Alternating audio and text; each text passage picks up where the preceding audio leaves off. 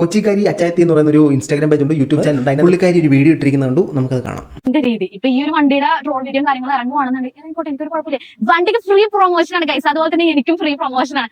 ആരെങ്കിലും ഒക്കെ ട്രോൾ ചെയ്ത് നിങ്ങൾ എന്നെ രക്ഷപ്പെടുത്തി. കേട്ടല്ലോ, ആ കാര്യം ഞാൻ ഏറ്റേ മോള് പറഞ്ഞിട്ടാണ് ഞാൻ ഈ വീഡിയോ എടുക്കുന്നത്. നിങ്ങൾക്ക് ആ ഒരു ട്രോൾ വീഡിയോയിൽ പറയുന്നുണ്ട് ഈ വണ്ടി എന്താ കല്ലെങ്കിൽ എന്തൊക്കെയോ തട്ടിയിട്ട് മറിഞ്ഞ വണ്ടിയാണെന്നൊക്കെ പറഞ്ഞായിരുന്നു. നമുക്കപ്പോ ആ ചേട്ടൻ പറഞ്ഞ ട്രോൾ വീഡിയോയിലേക്ക് വല്ല ചേച്ചി പറഞ്ഞ ചേട്ടന്റെ ട്രോൾ വീഡിയോ നമുക്കൊന്ന് കണ്ടു നോക്കാം. BK2345 ഫാൻസി നമ്പർ വണ്ടിയിൽ, പക്ഷേ ഇത് എവിടെയോ കണ്ടിട്ടുണ്ട്. ഇതല്ലേ ആ വണ്ടിയും? KL07 BK2345 ആക്സിഡന്റ് മണിക്കൂറുകൾക്ക് മുമ്പുള്ള ഫോട്ടോ.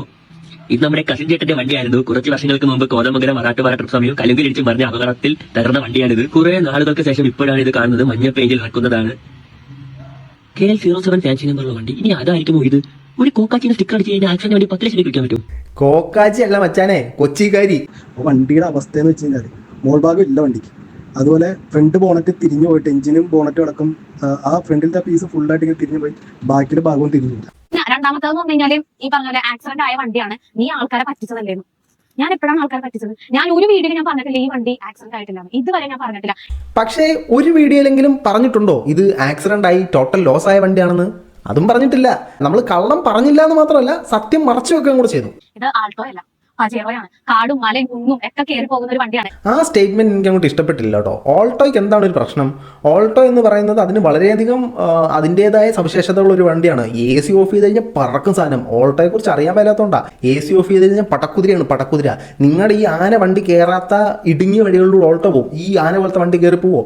ട്രാഫിക്കിനകത്ത് ഊർന്നൂർന്ന് പോകും. നിങ്ങളുടെ ഈ മാങ്ങത്തിൽ വണ്ടി പോവോ എന്ന് പറഞ്ഞ് പജീറോ മോശമെന്നല്ല ഞാൻ പറയുന്നത്. പക്ഷേ ഓൾട്ടോയെ ചെറുതാക്കി കാണിക്കരുത്. ഞാനൊരു വീഡിയോ ഇതിന് മുമ്പ് ചെയ്തിട്ടുണ്ട്. ഒരു ചെറിയ ഫ്ലാഷ് ബാക്കിലേക്ക് നമുക്ക് പോകാം. ഈ കാണുന്ന പജേറോ ഉണ്ടല്ലോ, നിങ്ങൾക്ക് ഒരു 10,000 രൂപ കാട്ടെ ഞാൻ തരാനായിട്ട് പോകുന്നത്. ആകെ 100 മാത്രം നമ്മൾ പ്രിന്റ് ചെയ്യാനുള്ള നമ്മുടെ റേറ്റ് വരുന്നത് വെറും 10,000 രൂപയാണ്. 2009 മോഡൽ മിത്സുബിഷിയുടെ പജേറോ ആണ്. 10,000 രൂപയുടെ കുറച്ച് സാധനങ്ങൾ ഈ ചേച്ചി അടിച്ചു വെച്ചിട്ടുണ്ട്. അത് നമ്മൾ 10,000 രൂപ കൊടുത്ത് 100 പേര് മേടിച്ച് കഴിയുമ്പോൾ 10 ലക്ഷം രൂപയാകും. ആ 10 ലക്ഷം രൂപ ആകുമ്പോഴത്തേന് ഇതിൽ നിന്ന് നറുക്കെടുപ്പിലൂടെ ഒരാൾക്ക് ഈ പജീറോ വണ്ടി കൊടുക്കും എന്നാണ് ആദ്യം ആഹ്വാനം ചെയ്തിരുന്നത്. പിന്നീട് ആഹ്വാനങ്ങളൊക്കെ പതിയെ മാറിയോ എന്നൊരു സംശയം.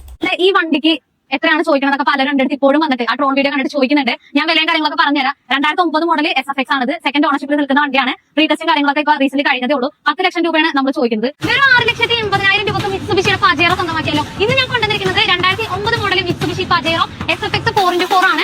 1,20,000 കിലോമീറ്റർ ആണ് വണ്ടി ഇതുവരെ ഓടിയിരിക്കുന്നത്. ഈ വണ്ടിയുടെ വീഡിയോ ഞാൻ ഇട്ടതിന് ശേഷം ഒരു 19 പേരെങ്കിലും, 19 അതിനും മേലെ ആളുകൾ എന്റെ വീടിന്റെ താഴെ വന്നിട്ട് ഈ വണ്ടി നോക്കിയിട്ട് പോയിട്ടുണ്ട്. 50 പേരോളം കണ്ടിട്ട് വിറ്റ് പോകാത്തൊരു വണ്ടി സോഷ്യൽ മീഡിയ ഫെയിം ആയതുകൊണ്ട് മാത്രം 10 ലക്ഷം രൂപയ്ക്ക് തന്നെ ഞാൻ 10 ലക്ഷം രൂപയ്ക്ക് വിൽക്കും, എനിക്ക് 10 ലക്ഷം രൂപയ്ക്ക് ഇത് വിൽക്കണം എന്നും പറഞ്ഞുകൊണ്ട് നിൽക്കുകയാണ്.